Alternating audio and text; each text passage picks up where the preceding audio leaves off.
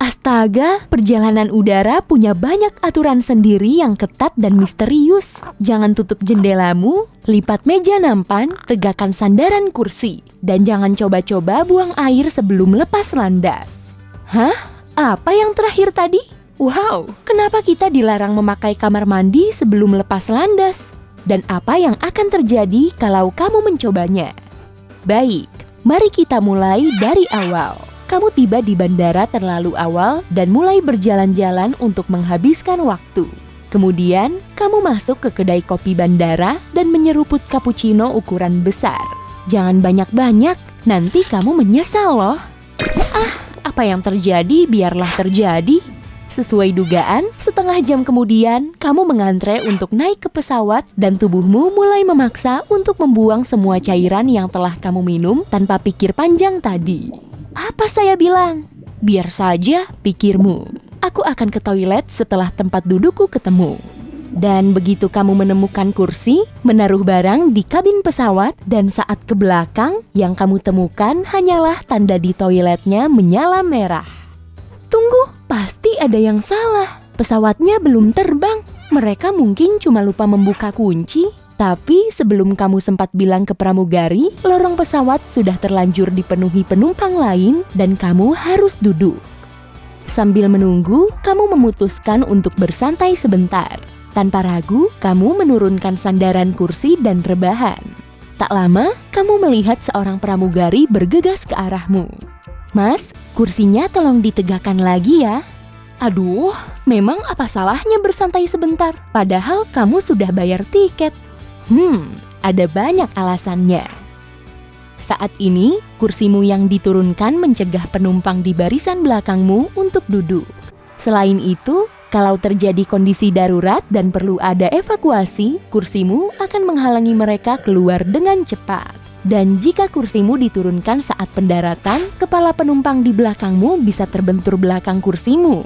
Oh, ini juga berguna untuk keselamatanmu. Kalau kamu bersantai dalam posisi bersandar selama pendaratan keras, kepalamu akan berayun lebih jauh sebelum akhirnya membentur kursi di depanmu. Selama berayun, dorongan yang ditimbulkan makin kuat, sehingga bisa menyebabkan cedera leher atau kepala serius. Dan yang tak kalah penting, penumpang di belakangmu akan sangat kesal sepanjang perjalanan. Oke, tidak apa-apa. Kamu mendengar suara mesin dinyalakan. Lalu, kamu mulai melihat-lihat beranda media sosialmu. Bisa tolong ubah ponselmu ke mode pesawat atau dimatikan total? Pesawat akan berjalan ke landasan. Pramugari yang tadi lagi. Sepertinya kamu agak sial. Sebenarnya, tak ada dampak serius yang akan terjadi kalau kamu bermain ponsel saat pesawat lepas landas atau mendarat. Tapi, bagaimana kalau setidaknya ada 20 penumpang lain yang sama denganmu? Menurut para pilot, dalam situasi ini, bacaan di peralatan mereka bisa error. Contohnya, informasi ketinggian pesawat yang tidak akurat. Ini bisa berujung kecelakaan dengan mudah. Jadi, simpan ponselmu. Lebih baik berjaga-jaga daripada menyesal. Oke, kalau laptop bagaimana? Internetnya mati, aku janji. Kamu pangku laptopmu, mencolokkan headset, dan bersiap-siap menonton serial favoritmu. Tentu saja yang sudah kamu unduh sebelumnya. Saat itulah penumpang di depan mulai membuat gerakan tangan seolah kamu harus melepas headset. Kalau ada di posisimu, aku nggak bakal main laptop. Ada alasan kenapa kamu harus menyimpan laptop di tas dan menaruhnya di ruang di depanmu. Jika terjadi kesalahan selama atau tepat setelah lepas landas, laptop bisa terbang terlepas dari tanganmu dengan kecepatan tinggi. Dan kalau kepala seseorang terkena barang yang sekarang cuma bumerang kemahalan ini, pasti akan parah. Ya, laptopku akan kusimpan. Pesawat akhirnya mulai bergerak, dan kamu melihat tanda kencangkan sabuk pengaman di atas. Tapi kamu belum sempat ke toilet. Cepat! Kamu berdiri dan bergegas ke toilet, tapi langsung dicegat lagi oleh pramugari yang tadi.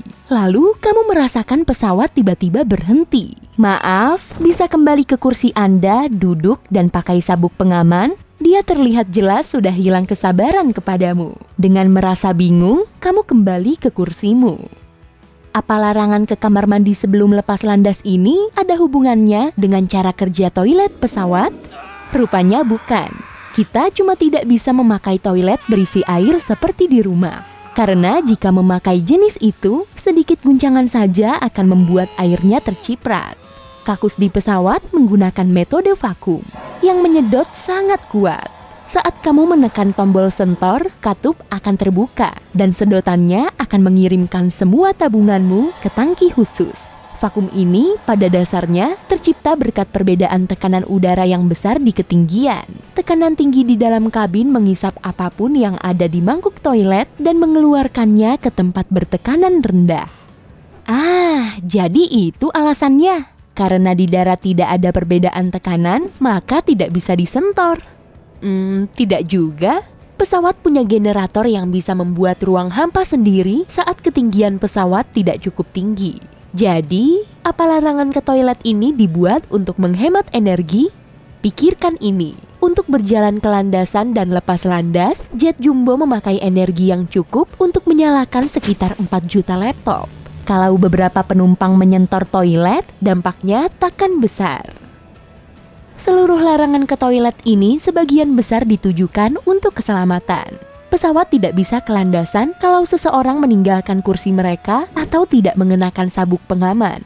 Dan untuk alasan yang jelas, toilet tidak memiliki sabuk pengaman. Ini bertujuan agar penumpang yang berjalan-jalan tidak terantuk atau jatuh ke dalam sesuatu. Di ruangan sekecil toilet, kepalamu bisa terbentur banyak hal. Cermin kaca yang terlihat seram itu misalnya.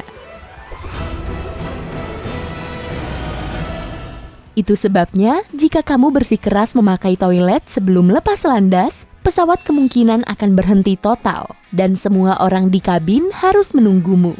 Dan penundaan semacam ini berdampak sangat mahal. Jika pesawat tak bisa ke landasan, gilirannya akan diserobot pesawat lain dan harus menunggu dijadwalkan ulang sebelum boleh berangkat.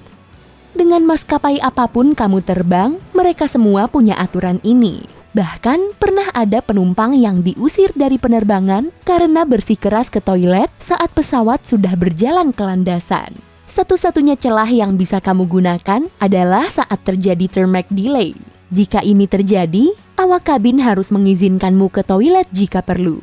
Tapi begitu pesawat bergerak ke landasan, kamu harus kembali duduk. Akhirnya, pesawat lepas landas, mencapai ketinggian jelajahnya, dan tanda kencangkan sabuk pengaman dimatikan. Kamu akhirnya bisa ke kamar mandi yang sudah kamu tunggu sejak tadi. Setelah kembali ke kursi, kamu menyadari bahwa udara kabinmu menjadi dingin. Saatnya mematikan pendingin udara yang mengganggu di atas kursimu. Penumpang di depanmu yang banyak tahu dan suka ikut campur itu kembali menasihatimu. Biarkan menyala saja. Aliran yang berasal dari pendingin ini mengempaskan kuman di udara yang siap memasuki tubuhmu. Lebih baik kenakan lapisan pakaian lebih daripada mematikannya. Omong-omong, kalau kamu sering kedinginan di pesawat, pilihlah kursi di belakang.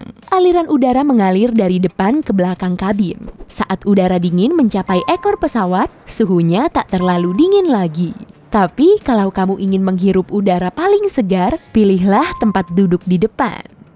Kalau kamu sering gelisah saat di pesawat, pesanlah penerbangan pagi. Kalau lebih siang, tanah akan lebih panas, sehingga udara menjadi lebih padat. Selain itu, badai petir lebih cenderung terjadi pada sore hari. Dan kalau kamu tidak ingin merasakan turbulensi terlalu parah, duduklah di dekat atau di area sayap. Bayangkan pesawatmu seperti jungkat-jungkit raksasa. Kalau duduk di belakang, perjalananmu akan sangat bergoyang. Tapi bagian tengah pesawat akan lebih tenang. Pilot tidak terlalu peduli dengan turbulensi. Bisa dibilang, turbulensi tidak terlalu berbahaya. Yang mereka khawatirkan adalah updraft, yaitu saat udara bergerak ke atas karena badai atau kondisi cuaca lainnya. Berada di pesawat yang terbang ke updraft besar, rasanya akan mirip menabrak polisi tidur dengan kecepatan ratusan kilometer per jam. Semuanya melayang, lalu tiba-tiba terjatuh keras. Dan kalau kamu mendapatkan kursi dekat jendela, cobalah untuk tidak tertidur di kacanya. Kamu takkan bisa membayangkan berapa banyak orang yang pernah menempelkan kepalanya di sana. Dengan kata lain, kamu menyandarkan kepalamu di atas sandaran kaca penuh kuman. Sebaiknya pakai bantal leher. Sekarang kamu siap terbang. Terima kasih kawan.